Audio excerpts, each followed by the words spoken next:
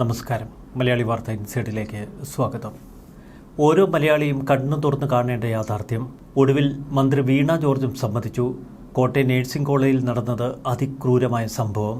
റാഗിങ്ങിൻ്റെ ആദ്യ സെക്കൻഡുകൾ കാണുമ്പോൾ തന്നെ അതിക്രൂരമാണ്. വീഡിയോ മുഴുവൻ തനിക്ക് കാണാൻ കഴിഞ്ഞില്ല എന്ന് മന്ത്രി വീണ ജോർജ്.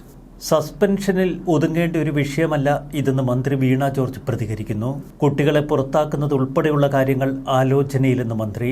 ആ നരാധമന്മാർ ജൂനിയർ വിദ്യാർത്ഥിയെ ക്രൂരമായി പീഡിപ്പിച്ചത് അവരുടെ ബർത്ത്ഡേ ആഘോഷത്തിന് പണം നൽകാത്തതിൻ്റെ പേരിൽ. മദ്യമടക്കം വാങ്ങി പിറന്നാൾ ആഘോഷിക്കാൻ അവർ 1-ാം വർഷ വിദ്യാർത്ഥിയോട് പണം ആവശ്യപ്പെട്ടു. എന്നാൽ വിദ്യാർത്ഥിയുടെ കയ്യിൽ പണമില്ല. പണം കൊടുക്കാതെ വന്നതോടെയാണ് അവർ ക്രൂരമായി കട്ടിലിൽ കെട്ടിയിട്ട് മൃഗീയമായി പീഡിപ്പിച്ചത്. ഇതിൻ്റെ ദൃശ്യങ്ങൾ പ്രതികൾ തന്നെ പകർത്തി. ആ ദൃശ്യങ്ങളാണ് കേരളത്തെ ഇത്രയധികം വേദനിപ്പിച്ചിരിക്കുന്നത്. കേരള മനസ്സാക്ഷിയെ ഇത്രയധികം ബാധിച്ച ഒരു വാർത്ത അടുത്ത കാലത്തൊന്നും നമ്മൾ കേട്ടിട്ടില്ല. പൂക്കോട് വെറ്ററിനറി കോളേജിലെ സിദ്ധാർത്ഥിൻ്റെ മരണം നമ്മെ ഒരുപാട് വേദനിപ്പിച്ചിരുന്നു. എന്നാൽ ആ വിദ്യാർത്ഥികളുടെ ഭാവി എന്നൊക്കെ പറഞ്ഞ് ആ അധമന്മാരെ പിന്നീട് കോളേജിലേക്ക് തിരിച്ചെടുത്തു. ഇടതുപക്ഷ വിദ്യാർത്ഥി സംഘടനയിൽപ്പെട്ടവരാണ് ഇപ്പോൾ ഈ കേസിൽ ഉൾപ്പെട്ട മുഴുവൻ പ്രതികളും.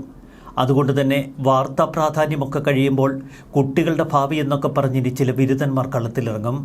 പിന്നീട് കോടതിയിലടക്കം പ്രതികളെ സഹായിക്കുന്ന നിലപാടുമായി സർക്കാർ അഭിഭാഷകൻ തന്നെ നിരക്കും. എന്തുകൊണ്ടാണ് കേരളത്തിലെ ക്യാമ്പസുകളിൽ വിദ്യാർത്ഥികൾ പഠിക്കുന്നില്ല എന്ന ചോദ്യത്തിന് ഈ സംഭവം മാത്രമാണ് ഉത്തരം.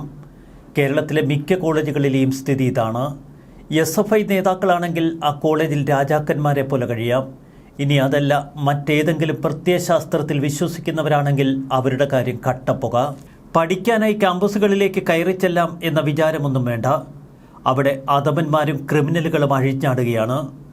കുട്ടി ക്രിമിനലുകൾക്ക് അതിൻ്റെ പരിശീലനമാണിപ്പോൾ നമ്മുടെ ക്യാമ്പസുകളിൽ ഒരുക്കി കൊടുക്കുന്നത്. അധ്യാപകർ യാതൊരുവിധ ഉത്തരവാദിത്വവുമില്ലാതെ സ്വന്തം കടമകളിൽ നിന്ന് ഒഴിഞ്ഞു മാറുന്നു. അതുതന്നെയല്ലേ നമ്മൾ കോട്ടയത്ത് കണ്ടത്. നഴ്സിംഗ് കോളേജിൻ്റെ പ്രിൻസിപ്പൽ ഇപ്പോൾ നടത്തുന്ന നിരുത്തരവാദപരമായ പ്രതികരണങ്ങൾ അത് നമ്മെ വീണ്ടും ഓർമ്മപ്പെടുത്തുന്നു.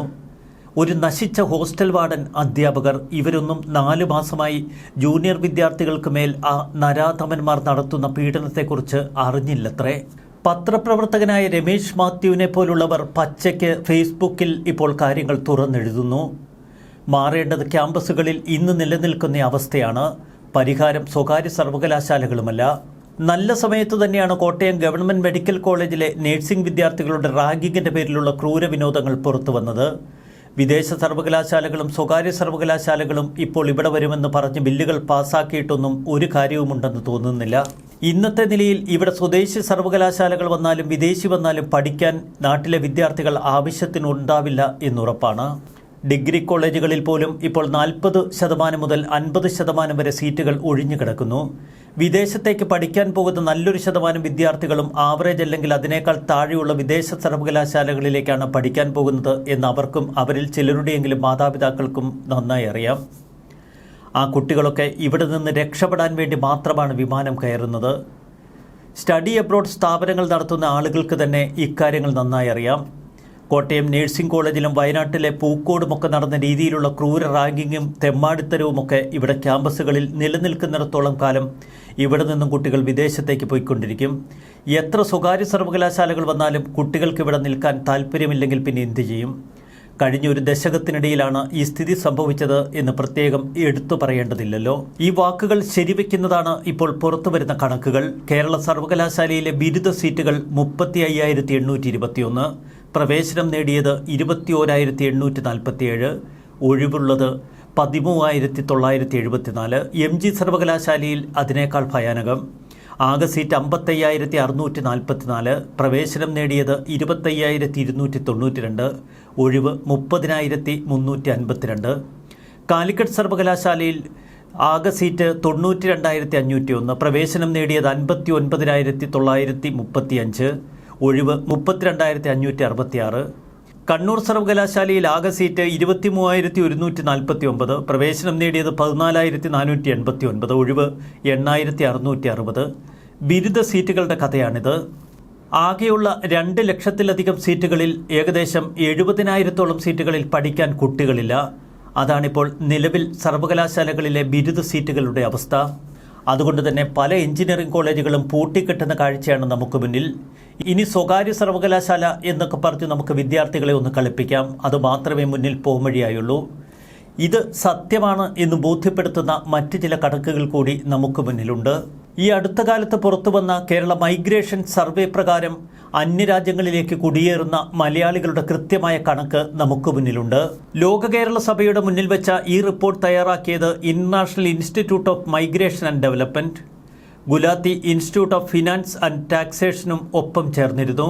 2018 1,29,763 വിദ്യാർത്ഥികളായിരുന്നു കുടിയേറ്റക്കാരുടെ ലിസ്റ്റിൽപ്പെട്ടത്. എന്നാൽ 2023 ഏകദേശം 2.5 ലക്ഷത്തോളം വിദ്യാർത്ഥികൾ വിദേശങ്ങളിലേക്ക് ഉപരിപഠനത്തിനായി പുറപ്പെട്ടു. ഉപരിപഠനം എന്ന് പറയുന്നത് മുൻപ് ബിരുദം കഴിഞ്ഞുള്ള പോസ്റ്റ് ഗ്രാജുവേറ്റ് കോഴ്സുകളായിരുന്നുവെങ്കിൽ ഇപ്പോൾ +2 കഴിഞ്ഞ് വിദ്യാർത്ഥികൾ നേരെ വിദേശ സർവകലാശാലകളിലേക്ക് വച്ചടിക്കുകയാണ്. എങ്ങനെയെങ്കിലും അവിടെ അഡ്മിഷൻ വാങ്ങി ബിരുദം അവിടെ നിന്നെടുക്കുക, ഒപ്പം എന്തെങ്കിലുമൊക്കെ ജോലിയും ചെയ്യാമല്ലോ. കേരളത്തിൽ നിന്നുള്ള മൊത്തം കുടിയേറ്റക്കാരിൽ 11.3% വിദ്യാർത്ഥികളാണ് എന്നീ കണക്കുകൾ പറയുന്നു. ഏറ്റവും കൂടുതൽ വിദ്യാർത്ഥികൾ വിദേശത്തേക്ക് പോയത് എറണാകുളം ജില്ലയിൽ നിന്നാണ്, 43,990. തൊട്ടു പിന്നാലെ തൃശ്ശൂരും കോട്ടയവുമുണ്ട്, 35,783, 35,382. വിദേശ പഠനത്തിന് പുറപ്പെടുന്ന വിദ്യാർത്ഥികളുടെ കണക്കുകൾ പരിശോധിക്കുമ്പോൾ മലപ്പുറവും വയനാടുമൊക്കെ കുറവാണ്. പക്ഷേ മറ്റ് ജില്ലകളിൽ നിന്ന് വിദ്യാർത്ഥികൾ കൂട്ടത്തോടെ വിദേശ പഠനത്തിന് പോകുന്നു.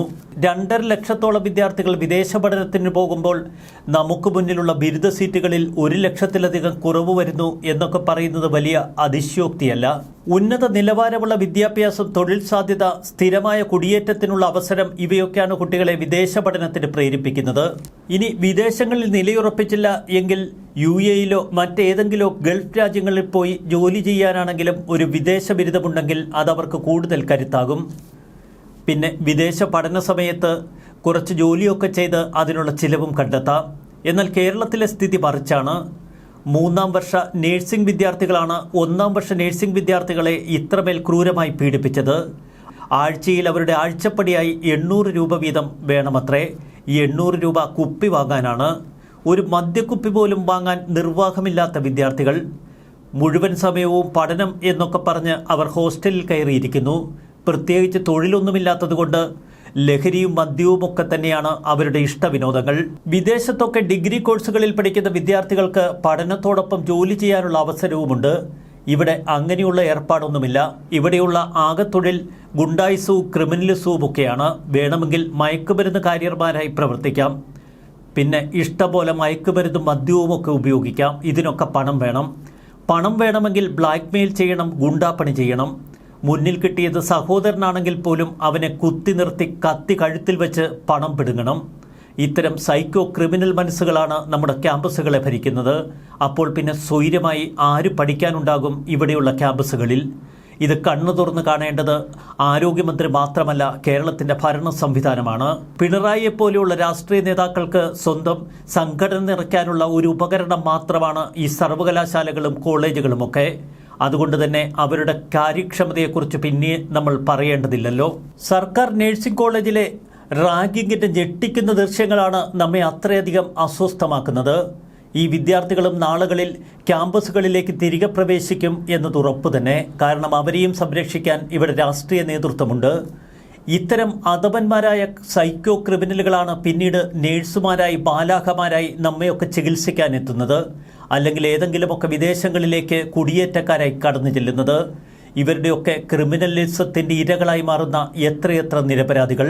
1ാം വർഷ വിദ്യാർത്ഥിയെ കോളേജ് ഹോസ്റ്റലിൽ കയ്യും കാലും കെട്ടി അതിക്രൂരമായി ഉപദ്രവിക്കുന്ന വീഡിയോ. ആ വീഡിയോ ദൃശ്യങ്ങൾ മനസാക്ഷിയുള്ള ഒരാളുടെ മനസ്സിൽ നിന്നും അത്ര പെട്ടെന്നൊന്നും മാഞ്ഞു പോകില്ല. ഒരു വിദ്യാർത്ഥിയെ ഷർട്ടൂരി അവനെ മലർത്തിക്കിടത്തി കയ്യും കാലുമൊക്കെ കട്ടിലിൽ കെട്ടിയിടുന്നു. അതിനുശേഷം കഴുത്തിൽ നിന്ന് താഴേക്ക് പാദം വരെയുള്ള ഭാഗങ്ങളിൽ അവർ കോമ്പസ് കൊണ്ട് കുത്തി മുറിവേൽപ്പിക്കുന്നു. ചോര പുറത്തേക്ക് കിനിയുന്നു. ചോര കിനിയുന്ന പാടുകളിലേക്ക് ലോഷൻ ഒഴിക്കുന്നു. അവൻ നിലവിളിക്കുമ്പോൾ അവൻ്റെ വായിലേക്ക് ലോഷൻ, കണ്ണിലേക്ക് ലോഷൻ, കണ്ണു തുറന്നാൽ എരിയുമട എന്നവന് മുന്നറിയിപ്പ് നൽകുന്നു. വയറിനു ചുറ്റും 1, 2, 3 എന്ന് ഉച്ചത്തിൽ വിളിച്ചുകൊണ്ട് വട്ടം വരയ്ക്കുന്നത് കോമ്പസ് കൊണ്ട് കുത്തി. അവൻ്റെ ജനനേന്ദ്രിയത്തിന് മുകളിൽ വ്യായാമത്തിന് ഉപയോഗിക്കുന്ന ഡംബലുകൾ അടുക്കി വെച്ചിരിക്കുന്നു. ഇത്ര പ്രാകൃതമായ ഈ പ്രവൃത്തിയെ റാഗിംഗ് എന്ന് വിളിച്ച് നിസ്സാരവൽക്കരിക്കരുത്. ഇത് കൊടും ക്രൂരതയാണ്, സാഡിസത്തിൻ്റെ ഏറ്റവും മൂർത്തിഭാവമാണ്. ഇത്തരം അധമന്മാരെ കോളേജിൽ പ്രവേശിക്കുക എന്നത് മാത്രമല്ല, പുറം ലോകം കാണിക്കരുത്. അതിനുള്ള ആർജവം ഈ സംവിധാനങ്ങൾക്കുണ്ടാകണം. ഇത്ര ക്രൂരന്മാരായവരെ എന്തിനാണിനി ഈ സമൂഹം ഇങ്ങനെ ചുമക്കുന്നത്? ഇത്തരം സൈക്കോ ക്രിമിനലുകളെ പൂർണ്ണമായി നമ്മുടെ ക്യാമ്പസുകളിൽ നിന്ന് ഒഴിവാക്കിയാൽ മാത്രമേ കേരളത്തിലെ വിദ്യാർത്ഥികൾക്ക് കൂടുതൽ മാനസിക കരുത്ത് നേടാൻ കഴിയൂ. എങ്കിൽ മാത്രമേ അവർ ഒരു പേടിയിൽ നിന്നുണരൂ. കേരളത്തിലെ വിദ്യാഭ്യാസ സമ്പ്രദായം അടിമുടി അഴിച്ചുപണിയുന്നതിന് മുൻപ് ഇത്തരം ക്രിമിനലുകളെ അട്ടിപ്പുറത്താക്കണം. സംഘടന വളർത്തുന്നതിന് SFI എന്നും ഉപയോഗിക്കുന്ന മാർഗം തന്നെയാണ് ക്രിമിനലുകളെയും ഗുണ്ടകളെയും ഒക്കെ തങ്ങളുടെ സംഘടനയിലേക്ക് ആവതും വിളിച്ചു കയറ്റുക എന്ന പ്രവൃത്തി. പിന്നീട് നശിക്കുന്നത് നമ്മുടെ ക്യാമ്പസുകൾ മാത്രമല്ല, ഭാവി തലമുറയാണ് എന്ന് മറന്നുപോകുന്നു ഈ ഭരണകൂടം. ഒരിക്കൽ പോലും അവനെ ഞങ്ങൾ വേദനിപ്പിച്ചിട്ടില്ല എന്ന് മാതാപിതാക്കൾ കണ്ണീരോടെ പറയുന്നു. എന്നാൽ 10 മണിക്ക് തുടങ്ങുന്ന ഈ ഭീകര പീഡനം രാവേറെ ചെല്ലുവോളം നീണ്ടു നിൽക്കുന്നു. പലപ്പോഴും പുലർച്ചെ വരെ നീണ്ടു നിൽക്കുന്നുവെന്നാണ് ഇപ്പോൾ സഹവിദ്യാർത്ഥികൾ പോലും പറഞ്ഞിരിക്കുന്നത്. ഇത്ര ക്രൂരമായ അധമന്മാർക്ക് വേണ്ടി പിന്നീട് വാദമുന്നയിക്കാൻ പലരും തല ഉയർത്തി വരും. കോട്ടയത്തെ ഈ സംഭവം അത്ര നിസ്സാരമായി കാണരുത്. നമ്മുടെ ക്യാമ്പസുകൾക്ക് സംഭവിച്ച ഈ ദുരിത കാഴ്ച അത്ര നിസ്സാരമായി ആരും തള്ളിക്കളയുകയുമരുത്. ന്യൂസ് ഡെസ്ക് മലയാളി വാർത്ത ഇൻസൈഡ്.